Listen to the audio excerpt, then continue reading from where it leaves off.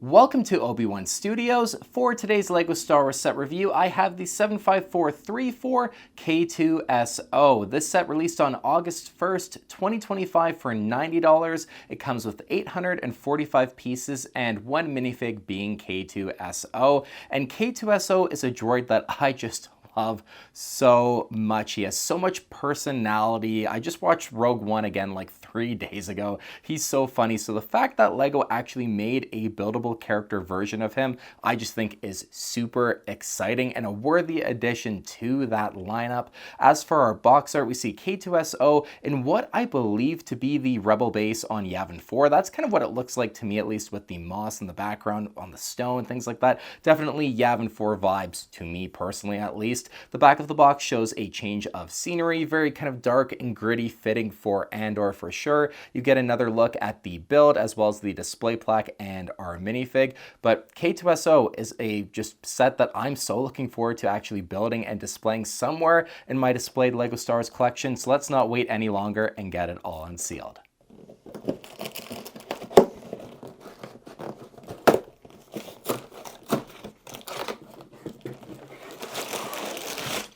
Unsealing these sets, here's a look at the instructions manual, and if you flip to the very back of it, there is a really great side-by-side shot of K-2SO in universe and our build as well, which just makes me so excited because I think they look really great together there. The build really does stand up to what K-2SO looks like, at least from the back of the instructions manual. Here's a look at our sticker sheet, and then there are 8 total numbered bags. Time to go and build K-2SO, and I'll check back in with you guys once he's all built. Okay, I've got K-2SO all built and it is just such an awesome set. But before we dive into this fantastic build, let's take a quick look at our display plaque and the K-2SO minifig. Now the display plaque looks fantastic, the printing quality is really great, and I do really like the angle of K-2SO on the display plaque as well, done in blue. It just all looks really cool and really sharp. Not a lot going on there though, so let's move on to the K-2SO minifig, which is the first K-2SO minifig that I'm adding to my LEGO Star Wars collection, and I'm just very impressed with the mold that is done for this minifig. It really looks like K-2SO. All of the printing detail as well looks fantastic, especially the Imperial logos on the edges of the attachment points for his arms. That surprised me, in all honesty, that LEGO was actually able to do that, and how great it looks too. It actually adds so much detail to the minifig. So for me, this minifig is really awesome. The stud on the back is a little perplexing to me. I'm not exactly sure why it's there, but the K-2SO minifig I just really do love. It's absolutely fantastic. So now turning to our K-2SO build, and I was surprised at how tall the build actually is, but it just makes it so that it looks so fantastic because it allows for the proportions, I think, to be done in such an amazing way. You just can tell that the designers really put a lot of time, effort, and love into making this build look as good as it does, because K-2SO's proportions, he's definitely a very top-heavy droid in the chest and back area especially. He's really bulky, but then he's got really long and slender legs and arms, and that's all exactly what you see with this build here. I'm just very impressed that they were actually able to get the proportions done with K-2SO as well as they did. It's just blown me away now that it's actually built in front of me. It was a set that I knew I would probably like based on the shots that I'd seen of it before actually experiencing it for myself, but now having it in front of me, it's just like, wow, it looks so awesome.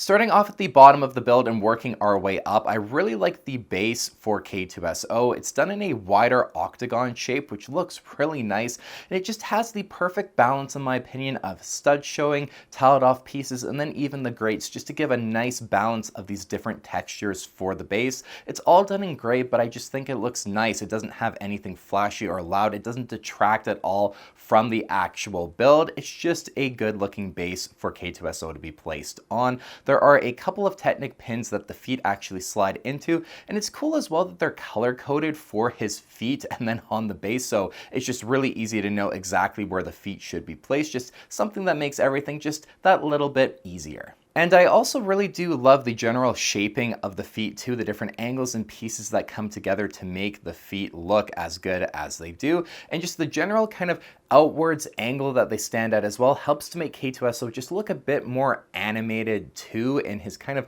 main position that you have him when he's displayed. And the legs, like I already mentioned, are really long and slender looking. I'm very impressed that LEGO was actually to make them as skinny as they are, especially in the shins, for it to actually support K-2SO's entire weight.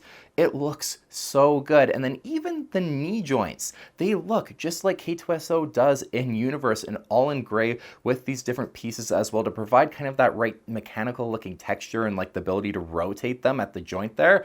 They just look really good. It's a knee joint, but LEGO really nailed how it looks. Same thing with the hips and upper kind of thigh parts of K-2SO. The design is just so fantastic looking.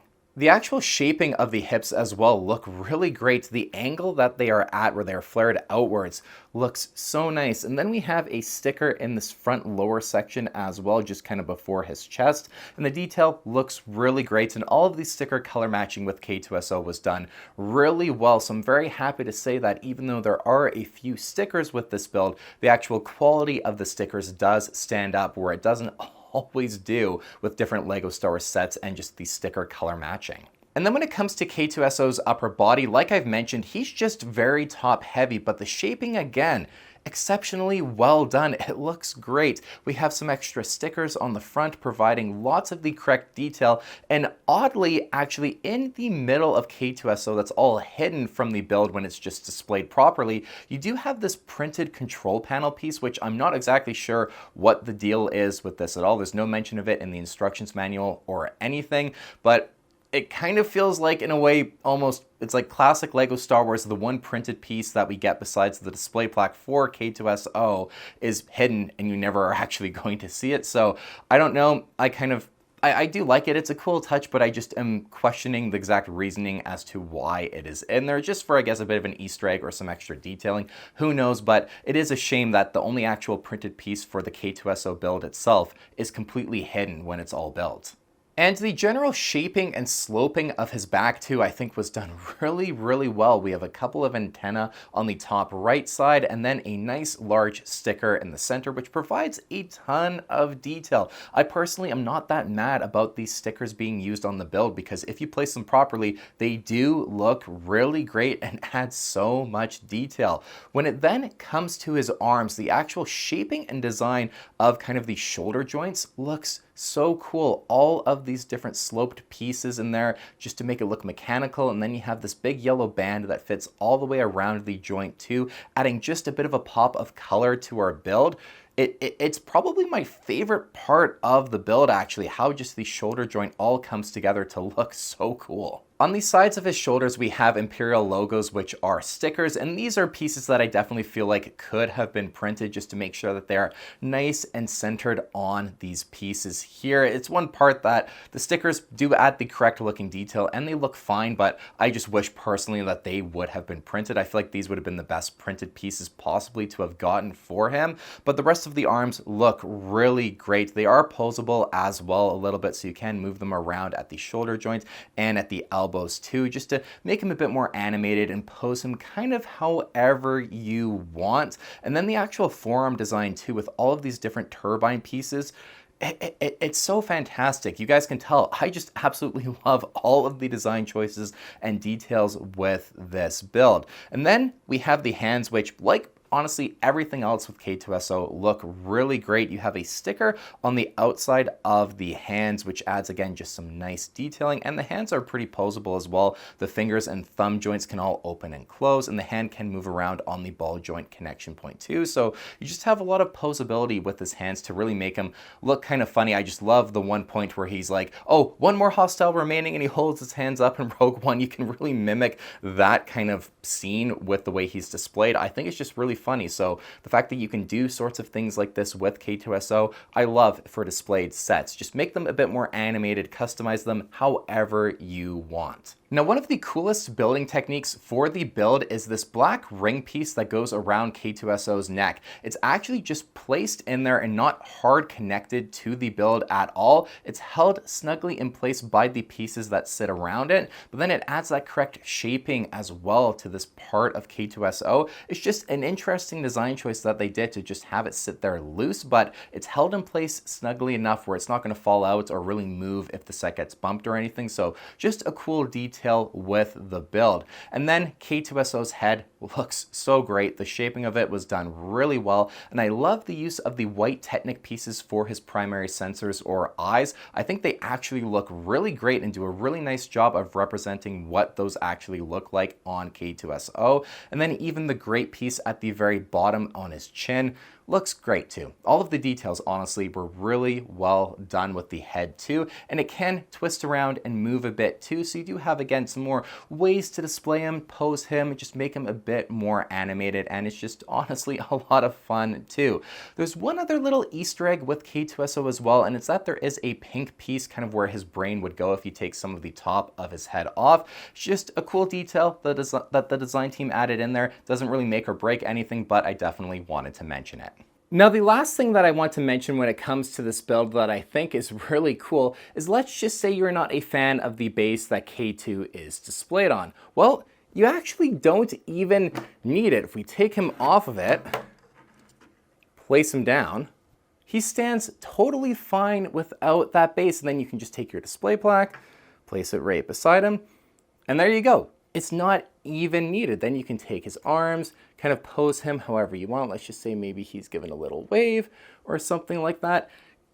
Like, how cool is that? I wouldn't go and bump into this table or anything or really push him, you know, hard. Like, he will fall over. He's not designed to be displayed without the base, but it's really cool to know that it's something that you totally can do, and I think it just even gives more credit to the design team for making such a great build that is sturdy enough to be displayed like this even when it's not intended. So this is just something that I can see a lot of people actually doing, and I might even do the same in my display shelves. I'm not 100% certain, but just the fact that you don't need the base is really cool. And honestly, what I think is the craziest thing about this set is the price point. $90? Are you kidding me? That is just exceptional value for money, I think. It feels like one of, if not the best priced LEGO Star Wars set of 2025. Like, at $90 retail price, I think the value is really there. It's a fantastic buy. And then if you do happen to get the set on a sale at all, 10, 15%,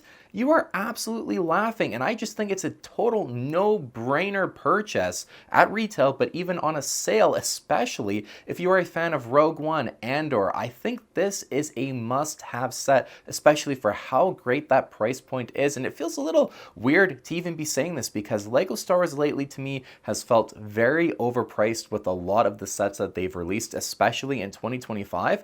But then to have one that feels like amazing value for money, very reasonably priced, I just don't totally understand it. Maybe LEGO thought that the set wouldn't really sell that well, so they had to be very aggressive with the price point it was placed at.